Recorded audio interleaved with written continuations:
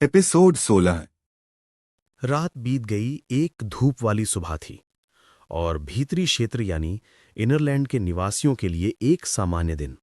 लेकिन एस के लिए ये उसकी नई यात्रा की शुरुआत थी। एस ने सराय में मिला नाश्ता किया और भीतरी क्षेत्र की खोज शुरू कर दी। उसे उस रिसेप्शन वाली महिला से भीतरी क्षेत्र का नक्शा मिला था। नक्शा थोड़ी देर पढ़ने के बाद एस ने रिवर फ्लावर सिटी के भीतरी क्षेत्र के मुख्य बाजार की ओर जाने का फैसला किया। भीतरी क्षेत्र में गोलियों और हथियारों के लिए अलग अलग बाजार नहीं थे और पूरे भीतरी क्षेत्र में केवल यही एक बाजार था।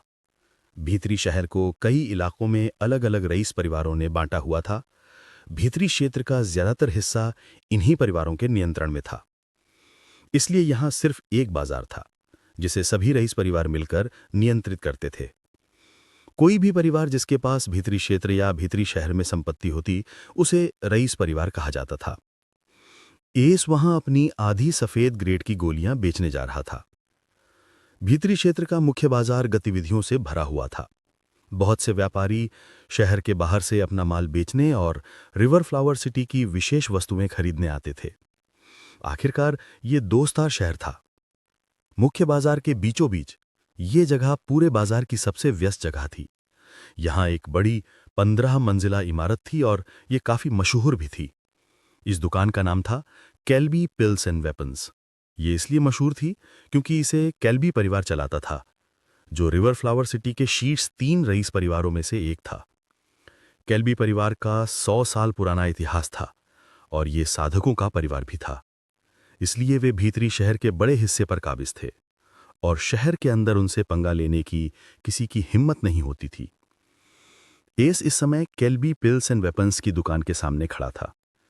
जब वो मुख्य बाजार पहुंचा तो उसने गोलियों का व्यापार करने वाली दुकानों के बारे में पूछा और उसे इस दुकान के बारे में पता चला। यहाँ की सबसे बड़ी दुकानों में से एक थी जो बाहर के व्यापारियों से गोलियां खरीदती थी, और सबसे ज़रूरी बात यह थी कि वे ये नहीं पूछते थे कि माल कहाँ से आया या अपने ग्राहकों की व्यक्तिगत जानकारी। इसलिए एस ने अपना माल बेचने के लिए यही दुकान चुनी। जैसे ही एस दुकान में दाखिल हुआ, उसे इधर उधर देखने का मौका भी नहीं मिला था कि एक सुंदर युवा महिला उसके सामने आई और मुस्कुराकर बोली, आदरणीय ग्राहक, आप किस काम से आए हैं, बेचने के लिए या खरीदने के लिए? उसने घुमा फिराकर नहीं पूछा, क्योंकि दुकान काफी भीड़भाड़ वाली थी और उसे दूसरों से भी निपटना था। मैं अपनी गोलियां बेचना चाहता हूं, इसने गंभीर चेहरे से जवाब दिया। जब उसने यहां भीड़ देखी, वो नहीं चाहता था कि बहुत से लोग उसका चेहरा देखें। आदरणीय ग्राहक, आप सही जगह आए हैं। कृपया मेरे साथ दूसरी मंजिल पर चलिए। वहां एक मास्टर आपकी गोलियों की गुणवत्ता जांचेंगे और आपको उचित कीमत देंगे। युवती मुस्कुराकर बोली। वो कई सालों से यहां काम कर रही थी और सामने वाले के हाव भाव से अंदाजा लगा सकती थी कि वो किस स्तर का है। ये एक स्टार शहर का गवार लगता है। हाँ, उसने मन ही मन तिरस्कार से सोचा। अगर इस भीतरी क्षेत्र से या किसी ऊंचे दर्जे का होता तो उसके कपड़े इतने पुराने ढंग के और सामान्य सामग्री से नहीं बने होते। कोई भी बता सकता था कि वो गरीब है या किसी छोटे शहर से आया है। और उसकी सबसे बड़ी गलती ये थी कि उसने सीधे बता दिया कि वो क्या बेच रहा है। उसे पहले किसी शांत जगह जाकर अपना माल दिखाना चाहिए था। पर गरीब एस क्या कर सकता था? वो कोई चालाक व्यापारी नहीं था और अभी युवा और अनुभवहीन था। हाल ही में अमीर बना था और उसे धन संभालना नहीं आता था। चाहे जितनी सावधानी बरते, गलतियां होना तय था। दूसरी मंजिल पहली मंजिल जितनी भीड़भाड़ वाली नहीं थी। युवती एस को एक छोटे काउंटर तक ले आई, जहां एक बूढ़ा सफेद बालों वाला आदमी आराम से एक लकड़ी की कुर्सी पर बैठा हुआ था। मास्टर मैथ्यू, ये सज्जन गोलियां बेचना चाहते हैं। कृपया इनकी जांच कर इन्हें उचित दाम दीजिए। युवती ने बूढ़े को आंखों से इशारा किया, जिससे सिर्फ वही समझा और जान गया कि मामला क्या है। लेकिन एस ने तुरंत कुछ गड़बड़ महसूस की, क्योंकि वो उनके मन का तिरस्कार अपनी आत्मा इंद्रिय से भांप सकता था। ये वो दूसरी सेंस थी जो उसे सोल कोर बनाने के बाद मिली थी, सोल सेंस। ये जन्मजात क्षमता थी और लगातार सक्रिय रहती थी। इससे एस दूसरों की आत्मा की तरंगें, मूड या चेतना में बदलाव और 10 मीटर के दायरे में दुश्मन की बुरी नीयत महसूस कर सकता था। लगता है इन दोनों में कुछ गड़बड़ है और ये सोल सेंस सच में अद्भुत है। एस ने गंभीरता से सोचा और तैयार रहा कि कुछ भी हो तो वो भाग जाएगा। वो बूढ़ा आदमी वास्तव में कोई मास्टर परीक्षक नहीं था, बल्कि एक नौसिखिया परीक्षक था, पर उम्र के कारण लोग उसे मास्टर कहते थे।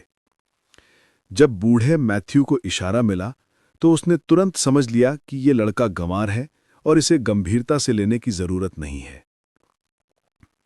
बिल्कुल, मैं इस छोटे भाई को उचित दाम दूंगा। छोटे भाई, दिखाओ तुम्हारे पास कैसी गोलियां हैं। मैथ्यू ने दयालु बुजुर्ग की तरह मुस्कुरा कर कहा। अगर एस ने उसकी आंखों में छिपा तिरस्कार न देखा होता तो वो समझता कि ये बूढ़ा काफी अच्छा इंसान है। अब वो उसकी मीठी बातों पर भरोसा नहीं करता था, लेकिन वो यहां तक आ ही चुका था तो उसने गोलियां दिखाने का फैसला किया। ये 107 हाफ वाइट ग्रेड की गोलियां हैं इस थैले में, आप देख लीजिए और दाम बताइए। एस ने थैला खोल दिया ताकि बूढ़ा बोतलें देख सके।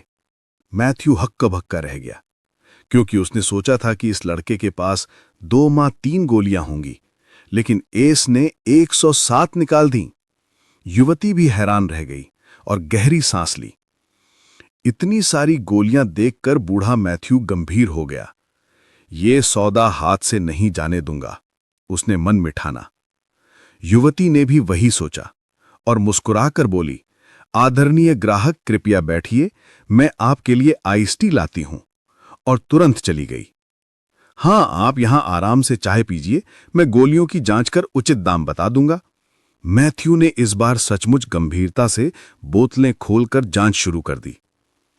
एस उनके 180 डिग्री बदले रवैये को देखकर मन ही मन हंस पड़ा। अब जब वे ईमानदार हो गए थे तो वो भी आराम से कुर्सी पर बैठ गया और नतीजे का इंतजार करने लगा। थोड़ी देर बाद युवती ट्रे में चाय लेकर आई और एस को परोसी। एस ने खुशबू सूंघी जो ठंडी सी ताजगी देती थी और एक घूंट लिया। ठंडी और गर्म स्वाद उसका मुंह भर गया और वो बोले बिना न रह सका। वाह, बढ़िया चाय है। एस ने जिंदगी में कभी सामान्य चाय भी नहीं पी थी, तो ये तो महंगी चीज थी, पर सच में ये ताजगी देने वाली और स्वादिष्ट थी, और इसमें ची भी थी। वो सोच रहा था कि थोड़ा खरीद कर रख ले। आखिरकार वो खाने पीने का शौकीन था। इसी बीच बूढ़ा मैथ्यू एक लाल बोतल खोलता है और उसमें से गहरी ची की खुशबू आती है। उसे महसूस हुआ कि उसका ची शरीर में तेजी से घूम रहा है। उसने तुरंत ढक्कन बंद किया और चुपचाप बोतल को अलग रख लिया। लेकिन एस की सोल सेंस शुरू से ही उस पर केंद्रित थी, इसलिए यह बदलाव छिपा नहीं रह सका। एस जान गया कि कुछ खास है। थोड़ी देर बाद मैथ्यू ने सभी गोलियों की जांच पूरी की और एस को बुलाया। छोटे भाई, मैंने सभी गोलियों की जांच कर ली है। सब हाफ वाइट ग्रेड की हैं। कुल 107 गोलियां हैं। 52 इलाज की, हर एक की 100 रूबी सिक्के कीमत, 30 ची गोलियां, हर एक की 200 रूबी, और 25 शुरुआती गेट खोलने वाली गोलियां, हर एक की 500 रूबी। कुल मिलाकर 23,700 रूबी सिक्के। यह सबसे उचित कीमत है जो आपको पूरे बाजार में मिलेगी, मैथ्यू ने आत्मविश्वास से कहा। एस जानता था कि इनकी यही कीमत है, लेकिन उसे महसूस हुआ कि यह बूढ़ा उससे कुछ छिपा रहा है और वो इन 2 लाल बोतलों से जुड़ा है। अब वो पहले जैसा भोला नहीं था जो बिल्ली से ठगा गया था। इसे 23,500 रूबी कर दो। ये 2 इलाज की गोलियां मैं अपने लिए रख रहा हूं। एस ने दोनों लाल बोतलें उठाकर जेब में रख लीं। उसने बूढ़े को कोई मौका ही नहीं दिया कि वो इनकार कर सके। एपिसोड 17। जब मैथ्यू ने देखा कि एस उन 2 गोलियों की बोतलें उठा रहा है तो वो अपनी शांति खो देता है और तुरंत चिल्लाया, नहीं।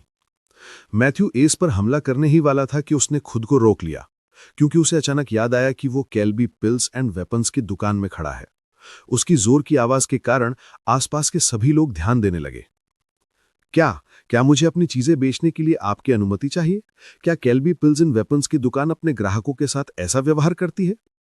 इसने स्थिति का फायदा उठाते हुए मैथ्यू से सवाल किया और अपनी आवाज उठाई। जैसा कि इसने सोचा था, आसपास के सभी लोग बूढ़े मैथ्यू की ओर सवाल भरी नजर से देखने लगे और धीरे धीरे आपस में कुछ फुसफुसाने लगे। वो युवती भी घबराई। ये बूढ़ा कभी ऐसा नहीं करता, क्या हुआ? वो बेवकूफ की तरह व्यवहार कर रहा है। नहीं, ये सिर्फ एक गलतफहमी थी। आप अपनी चीजों के साथ जैसा चाहें वैसा कर सकते हैं। मैं बस ठीक महसूस नहीं कर रहा था, इसलिए अपना संयम खो दिया। मैं सभी से माफी मांगता हूं कि आप मुझे इस हालत में देखें। उम्मीद है कि आप सब मेरी अशिष्टता को माफ कर देंगे। बूढ़े मैथ्यू ने सभी के सामने विनम्रतापूर्वक झुककर माफी मांगी। ये लड़का चालाक है।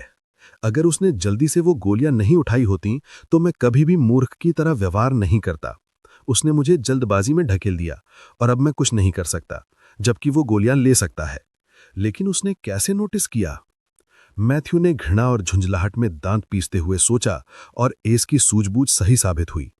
अब एस सुरक्षित रूप से उन संदिग्ध गोलियों के साथ जा सकता था।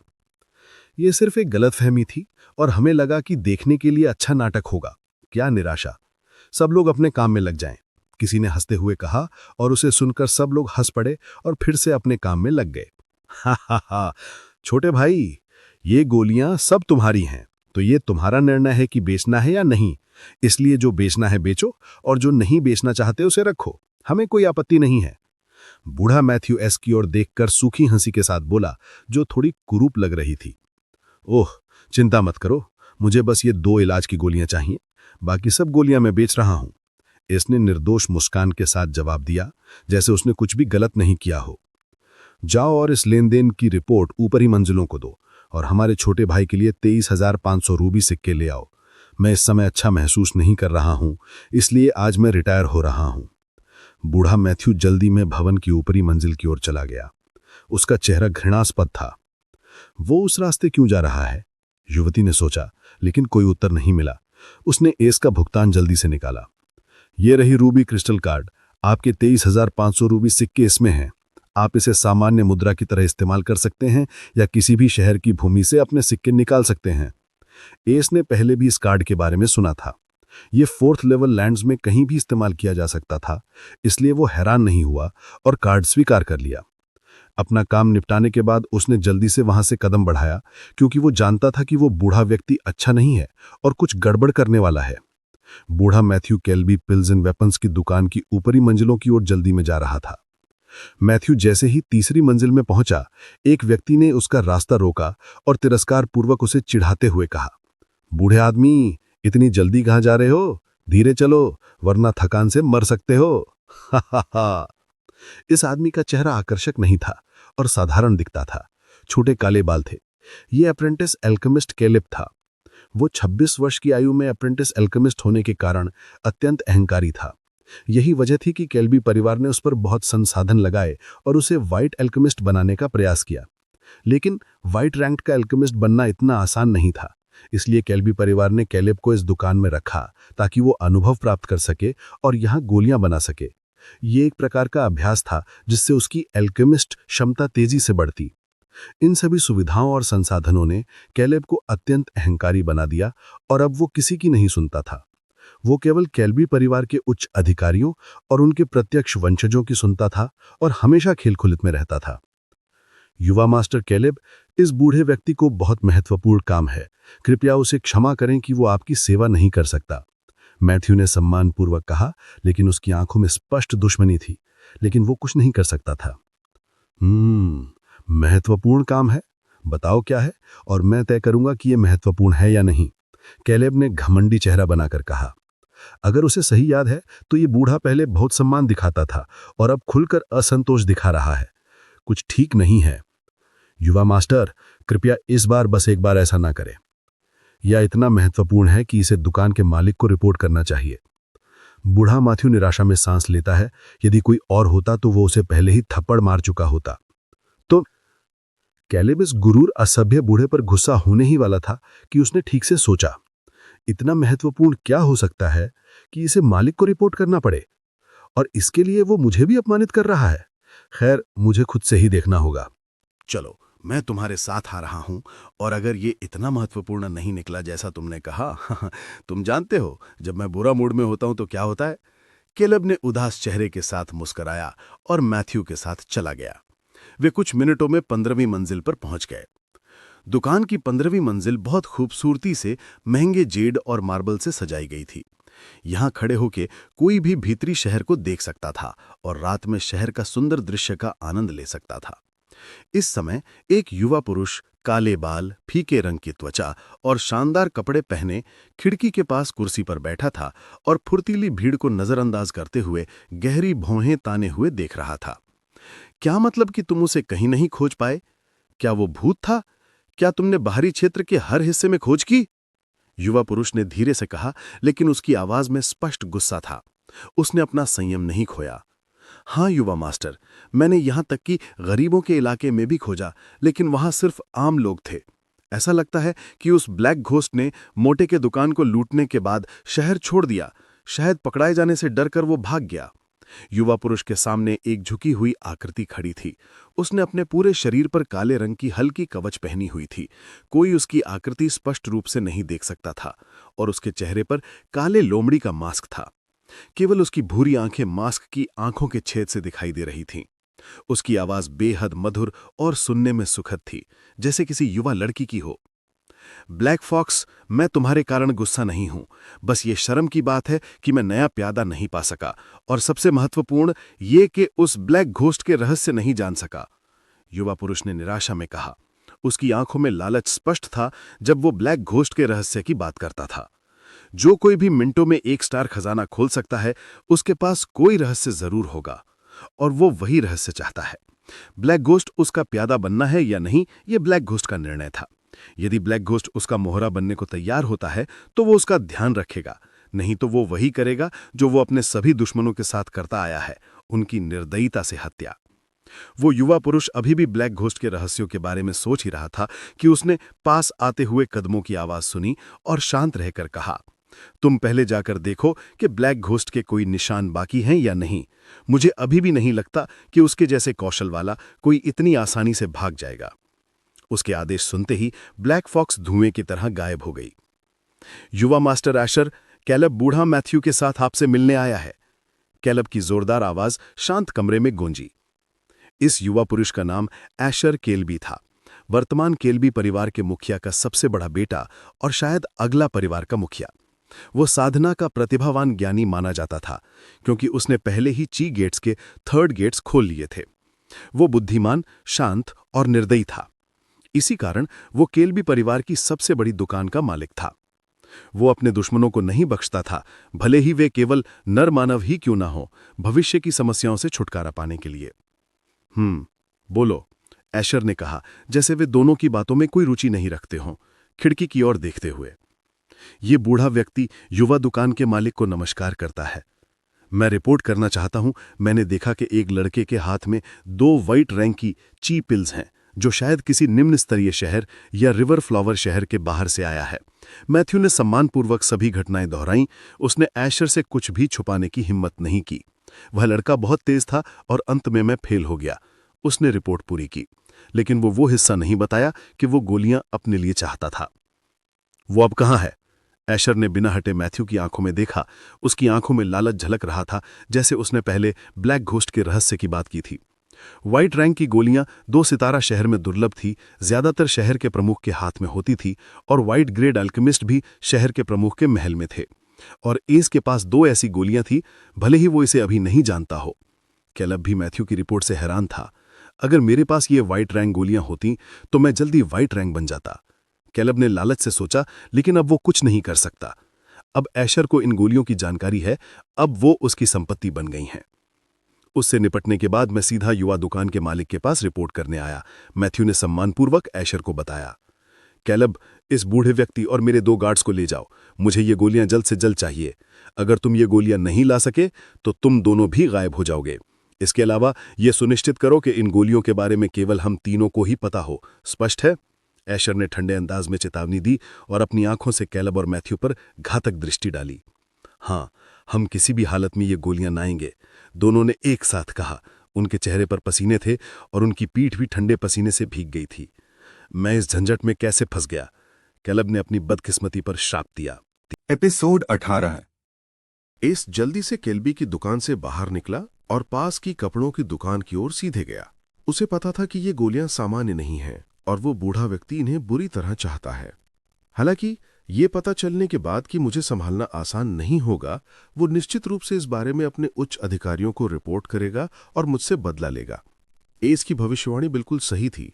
अगर मैथ्यू सफल हो जाता तो वो शहर छोड़ के भाग जाता, क्योंकि ये 2 गोलियां लगभग 1 लाख रूबी सिक्कों के बराबर थीं और वो किसी भी 1 स्टार सिटी की नीलामी में अच्छी कीमत पा सकता था और इतनी संपत्ति के साथ खुशहाल जीवन जी सकता था। लेकिन अफसोस, एस मैथ्यू के रास्ते में आ गया और वो साधक नहीं था, इसलिए वो केवल एशर को उन गोलियों के बारे में बताकर एस से बदला ले सकता था। एस ने कपड़ों की दुकान से नए वस्त्र खरीदे और उन्हें पहन लिया। जैसे ही वो दुकान से बाहर निकला, उसने देखा कि बूढ़ा मैथ्यू 3 अन्य लोगों के साथ उसके पास खड़ा है। वे स्पष्ट रूप से एस की तलाश कर रहे थे। 2 लंबे और मांसल लोग एशर के व्यक्तिगत सुरक्षा गार्ड थे और केलेब उनके बीच में झुंझलाते हुए खड़ा था। एस को उन 2 लोगों से खतरनाक भावना महसूस हुई और वो चुपचाप भागने के लिए जल्दी से मुड़ गया।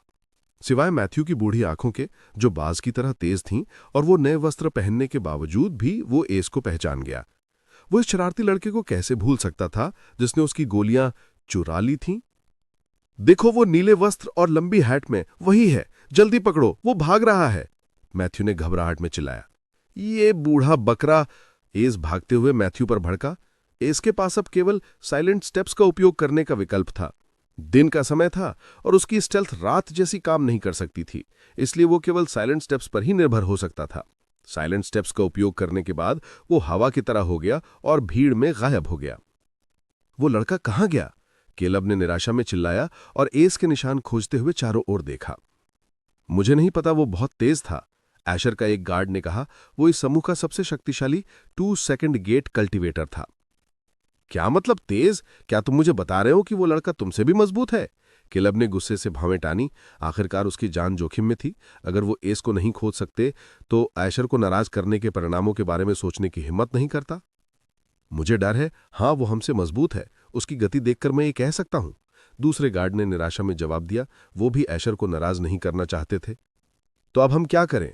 सबसे ज्यादा डरा हुआ मैथ्यू था, जो एस को हताशा में देखना चाहता था, लेकिन अब उसने उसे हवा की तरह भागते देखा। मैथ्यू ने एशर को रिपोर्ट करने का निर्णय लेने पर पछताया और खुद पर संकट ला दिया। संपूर्ण जगह खोजो, अगर उसे नहीं पाते तो हम मर जाएंगे, केलब ने घबराहट में चिल्लाया और सभी ने पागलों की तरह खोज शुरू कर दी।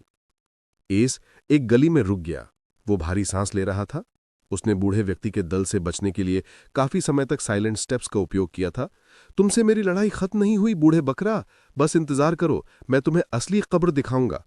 एस बूढ़े मैथ्यू को श्राप देते हुए व्यस्त था कि अचानक उसकी आंखों के सामने एक पारदर्शी काला पैनल उभरता है और चमकने लगता है। एस ने सिस्टम की मधुर आवाज सुनी, इससे पहले कि वो समझ पाता कि क्या हुआ। एक नया मिशन जारी किया गया। Mission panel. सम्मानित चोर की प्रतिष्ठा। कोई चोर से चोरी करने की कोशिश कर रहा है और यह अस्वीकार्य है। परिणाम स्वरूप होस्ट को इस घिनौने चोर को दिखाना होगा कि असली चोर कौन है। होस्ट को केल्बी परिवार के खजाने को पूरी तरह खाली करना होगा। चोर की प्रतिष्ठा आपके हाथ में है होस्ट। होस्ट के प्रदर्शन के आधार पर पुरस्कार मिशन पूरा करने के तुरंत बाद प्रदान किया जाएगा। समय शेष 2 वर्ष। मिशन असफल होने पर दंड। सिस्टम एक अन्य होस्ट को चोर की प्रतिष्ठा के साथ खोजेगा। क्या? एक और मिशन? और ये केल्बी परिवार कौन है? क्या ये लोग भी उस केल्बी की दुकान से नहीं है? एस ने कंजूस मुंह बनाकर बड़बड़ाया। एस ने यह कल्पना नहीं की थी कि उसे ऐसा मिशन मिलेगा, और ये मिशन पिछले मिशन जितना आसान नहीं लगता। वो केवल 2 साल की समय सीमा देखकर अंदाजा लगा सकता है, भले ही बिल्ली की दुकान लूटने का मिशन केवल 7 दिनों का था। चोर की प्रतिष्ठा, या लगता है तुम सही हो। मैं यहां चोर हूं, फिर भी ये लोग मुझे लूटना चाहते हैं। इसने कड़वा हंसते हुए सोचा। पहले मुझे उन 4 गुंडों से बचकर इस बाजार से बच के निकलना होगा, फिर मैं केल्बी परिवार के बारे में पता लगा सकता हूं। मेरे पास 2 साल हैं, इसलिए ये इतना कठिन नहीं होगा। इसने खुद को प्रोत्साहित किया। एस ने अपनी खाली ची को पुनः स्थापित करने के लिए अपनी जेब से एक लाल गोली की बोतल निकाली। ये गोली की बोतलें इन सभी घटनाओं का मुख्य कारण थीं। उसने लाल बोतल का ढक्कन खोला और मैथ्यू की तरह ही सूंघा। जैसे ही गोली की खुशबू एस की नाक में गई, उसने सिस्टम की आवाज सुनी। लोएस्ट ग्रेड पिल डिटेक्टेड, 10 XP में परिवर्तित की जा सकती है। बोतल में गोली के ऊपर एक काला छोटा लेबल उभरता है। क्या? इस दूसरे मिशन से भी आश्चर्यचकित नहीं था, लेकिन ये उसे बहुत बड़ा झटका दिया। एस हमेशा चिंतित रहता था कि वो कैसे एक्सपी और एसपी कमा सकता है बिना मिशन किए, लेकिन रास्ता नहीं मिलता था। चाहे वो सिस्टम से कितना भी पूछे, वो नहीं बताता था। अब अचानक ये नोटिफिकेशन देखकर वो हैरान रह गया। सिस्टम, तुमने पहले क्यों नहीं बताया कि मैं गोलियों को एक्सपी में बदल सकता हूं? मैं उन गोलियों को जो मैंने बेची थी एक्सपी में बदल सकता था। एस काफी नाराज था इस काले दिल वाले सिस्टम पर। वे गोलियां बेकार थीं, उन्हें एक्सपी में नहीं बदला जा सकता। सिस्टम ने भावहीन उत्तर दिया, जैसे एस के गुस्से की परवाह ही नहीं हो। बेकार गोलियां? ये हाफ वाइट ग्रेड पिल्स थीं, और ये वाइट ग्रेड पिल है। लोएस्ट ग्रेड गोलियां कहना पागलपन है। एस सिस्टम पर गुस्सा करने वाला था, लेकिन उसने खुद को रोका। ये उसकी गलती थी कि उसने सब कुछ ध्यान से नहीं देखा। एस ने पहले कोई भी यादृच्छिक गोली खाई थी, लेकिन इसका असर नहीं हुआ। उसने सोचा कि क्योंकि वो हेवनली चीज से साधना करता है, तो वो इन सामान्य गोलियों का उपयोग नहीं कर सकता। लेकिन उसने कभी नहीं सोचा था कि उसके लूट में वाइट रैंक की गोलियां हैं और उन्हें एक्सपी में बदला जा सकता है। फैटी इन गोलियों को कैसे पाया? एस अत्यंत उलझन में था। भीतरी क्षेत्र में भी ये गोलियां किसी को भी संकट में डाल सकती हैं अगर उनके पास पर्याप्त पृष्ठभूमि नहीं है, ठीक वैसे ही जैसे एस के पास नहीं है। फिर भी बाहरी क्षेत्र के सामान्य दुकान मालिक के पास 2 गोलियां थीं। ये काफी चौंकाने वाला था। एस को ये नहीं पता था कि बिली ने ये गोलियां अपने घर की दीवार में दबी हुई पाई थी। वो भी चौंक गया और उत्साह में उसने पूरे घर को मलबे में बदल दिया, लेकिन और गोलियां नहीं मिली। वे गोलियां वहां कैसे पहुंची ये बिली भी नहीं जानता था। वो इन गोलियों को किसी भीतरी क्षेत्र के परिवार को रिश्वत देने की योजना बना रहा था, लेकिन अफसोस ये एस के लिए लाभकारी साबित हुआ। अगर वाइट रैंक की गोलियों को एक्सपी में बदला जा सकता है, तो इसका मतलब यह है कि उच्च ग्रेड गोलियों को भी एक्सपी में बदला जा सकता है। एस ने सोचा और काफी उत्साहित हो गया। उसने अंततः बिना मिशन किए एक्सपी कमाने का तरीका खोज लिया था। चूंकि ये 2 गोलियां 20 एक्सपी में बदली जा सकती हैं, तो चलो इन्हें बदल देते हैं। वो लालची बूढ़ा बकरा इन्हें बुरी तरह चाहता है, तो चलो उसे वाइट ग्रेड पिल्स देते हैं। एस ने शातिर मुस्कान दी और बूढ़े व्यक्ति को एक छोटा सबक सिखाने की योजना बनाई। परिवर्तन पूरा हो गया। 20 एक्सपी आपके स्टेटस में जोड़ दिए गए हैं। एक्सपी 1000 में से 70। जैसे ही एस का एक्सपी बढ़ा, उसने महसूस किया कि उसका हेवनली चित तेजी से पुनः स्थापित हो रहा है। अब 2 लाल गोली की बोतलें खाली हो गई थीं और गोलियां धूल में बदल गई थीं। वे एक्सपी में परिवर्तित हो गई थीं। अब समय आ गया है उस बूढ़े मूर्ख को सबक सिखाने का। एस ने शातिर मुस्कान दी। अपनी सरप्राइज तैयारी पूरी करने के बाद एस मैथ्यू की दिशा में वापस गया और जल्दी से उन्हें देखा। चारों अभी भी पागलों की तरह उसके तलाश कर रहे थे। एस ने 2 लाल बोतलों को सड़क के बीच में सावधानीपूर्वक रखा। एस ने अपनी पूरी ताकत से चिल्लाया, ओ मेरे भगवान, किसी ने सड़क के बीच में वाइट ग्रेड पिल्स छोड़ दी हैं। चिल्लाने के बाद उसने अपनी साइलेंट स्टेप सक्रिय की और होटल की दिशा में भागा जहां वो ठहरा था। अब उसे बच के निकालना था, नहीं तो वो और मौका खो देगा। एस की आवाज थंडर की तरह गूंजी। मीलों दूर लोग भी सुन सकते थे। जब वाइट ग्रेड पिल्स की आवाज सुनी गई, पूरा बाजार मौत की खामोशी में डूब गया। बूढ़ा मैथ्यू ने भी एस की आवाज सुनी और उसकी आंखें सड़क के बीच 2 लाल बोतलों पर टिक गईं। इसी तरह केलेब और अन्य सभी उपस्थित लोगों की आंखें भी 2 लाल बोतलों पर टिक गई। केलेब ने जोर से गर्जा किया, सभी लोग, ये 2 वाइट ग्रेड पिल्स हमारे केल्बी परिवार की हैं। इन्हें आज सुबह एक छोटे चोर ने चुराया था और हम पूरे दिन इन्हें ढूंढ रहे थे। अगर किसी को भरोसा नहीं है तो आप सभी युवा मास्टर एशर से कंफर्म कर सकते हैं कि ये उनकी गोलियां थीं। जैसा अनुमान था, जब सभी ने केल्बी परिवार का नाम सुना तो वे रुक गए, लेकिन जब उन्होंने युवा मास्टर एशर सुना तो उनके चेहरे पीले पड़ गए। वे जानते थे कि एशर किस तरह का आदमी है, अत्यंत निर्दयी। अगर ये गोलियां वास्तव में उसकी थीं तो केवल गोलियों के लिए अपनी जान जोखिम में डालने लायक नहीं थीं।